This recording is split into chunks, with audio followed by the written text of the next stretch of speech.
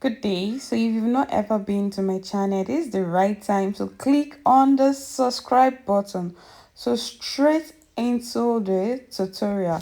Okay, so first of all, you should have a model with a clear skin. Please always work with a model that has a clear skin. Now, I will just go in with brushing the brows with a spoolie brush. After brushing, I'll go in with my wipes to cleanse the face with my micellar cleansing water. Now, there's a trick you should know. I see so many beginners makeup artists rubbing primer under the eyes. Please, that is chaotic. Please do not rub primer under the eyes because it will ruin your makeup. The eyes are very sensitive, so what you should apply more under the eye is something that has to moisturize the eye properly. You get, so you should be rubbing moisturizer, not primer, under the eye. I also went in with vitamin C from Blossom Cosmetics. The moisturizer is from Julia Diamond Cosmetics. Now I massage the face. I would be applying sweat block on the brow region because I want the brows to be properly mattified. The flat brush I'm using is from Julia Diamond Cosmetics. Now, there is something you need to know. While applying foundation, you should apply little or no foundation. Okay, what do I mean?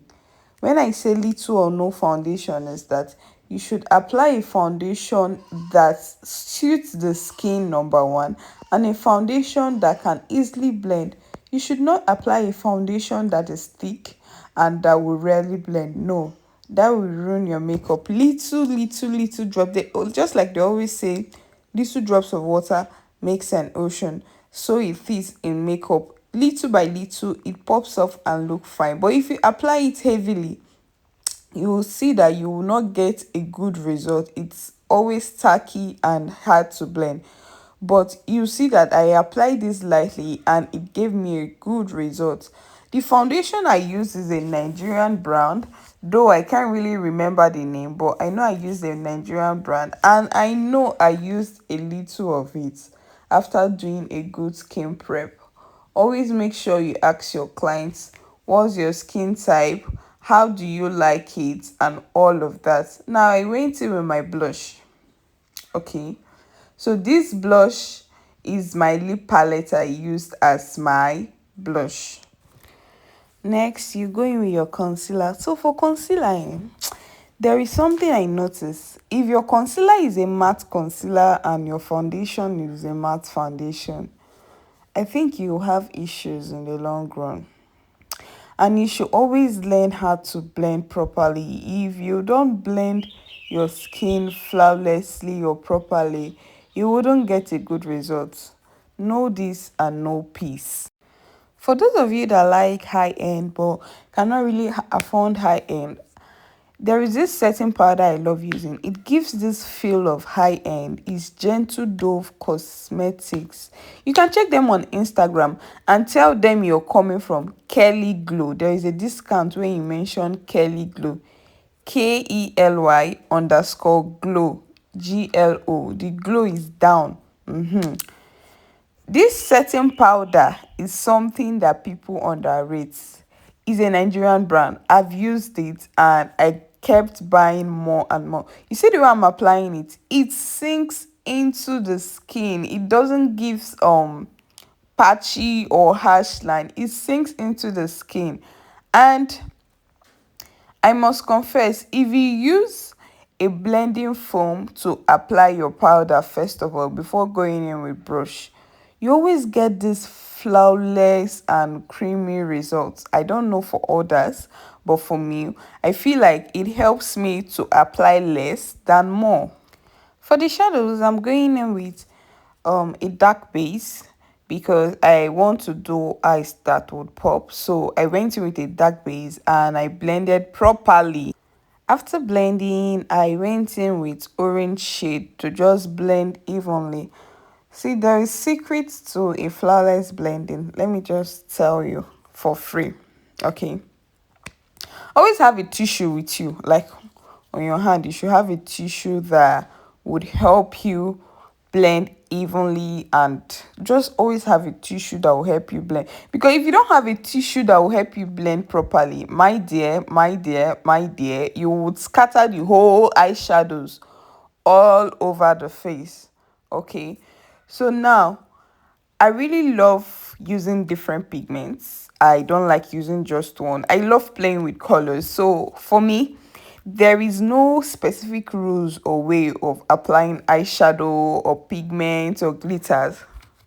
Just do what you love doing and make sure it blends. So when I told her to open her eyes and she looked at me, I noticed that it is pretty, but this is not what I want. So I went on with applying more glue to apply a colored green on top of the green I already applied. So the green I once applied was a green that has kind of gold illusion, but now I'm applying more like a green.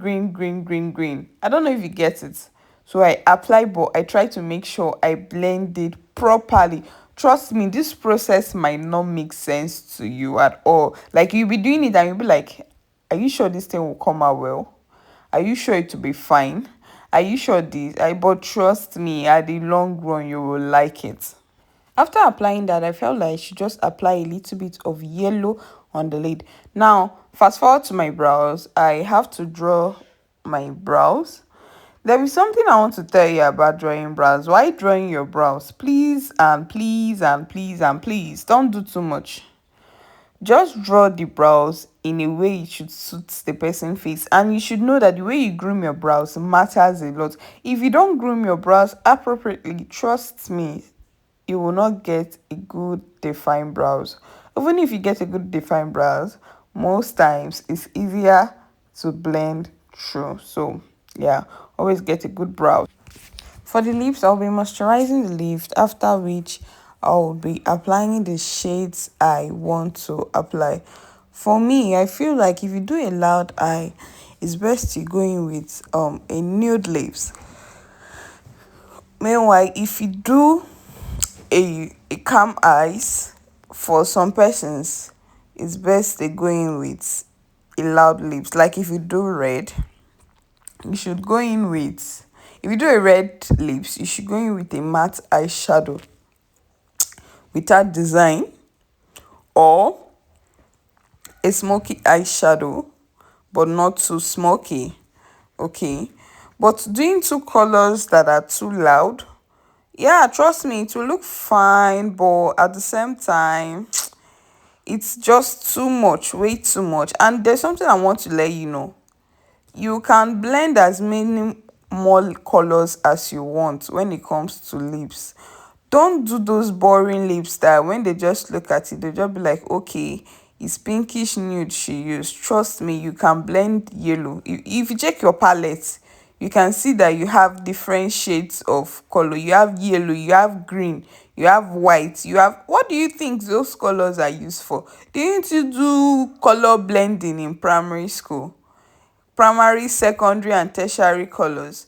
Yes, that's the essence of those colors. You not just use all those your boring color. If it's pink, you just use pink and put on the lips. No, I advise you use countless colors. Like, use as many as, but put them in bits, like small, so that you can easily blend.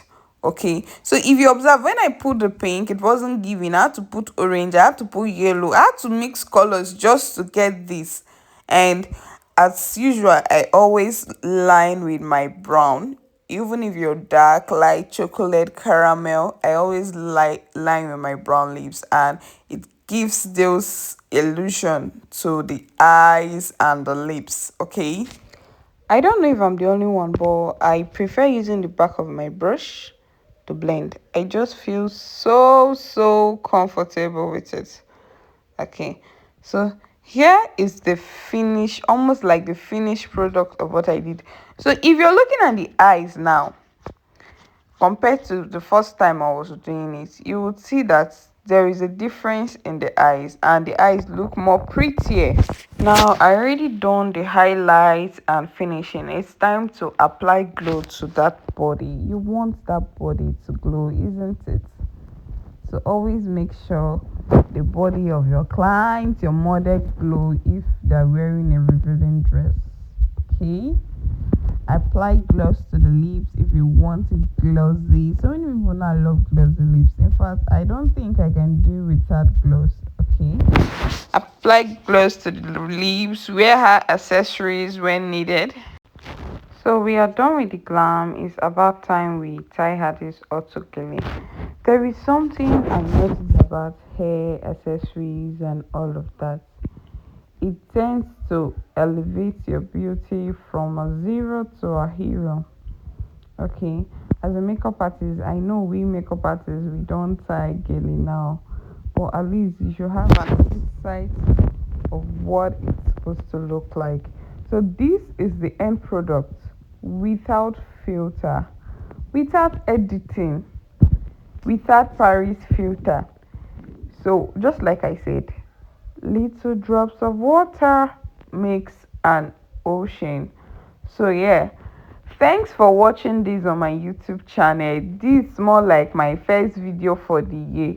If you really want to see more of this, kindly comment and let me know that, Kelly, I want to see more of this on your YouTube channel, and I will try my best to always post.